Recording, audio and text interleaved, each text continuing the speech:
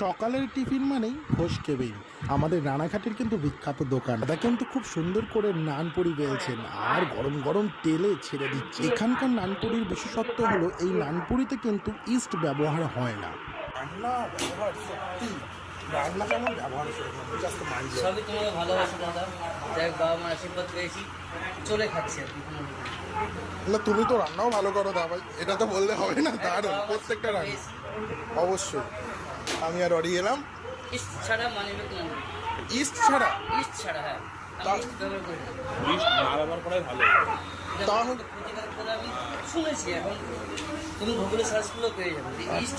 ইস্টটা সত্যি ক্ষতি করে। হ্যাঁ, ইস্ট ছাড়া নানপুরি? ওই টক দই আমুল দুধ ব্যবহার করতে পারছি, কোনো লাভ সীমিত, কিন্তু ভালো খাদ্য পাচ্ছি, এটা মানুষকে বলতে পারবো।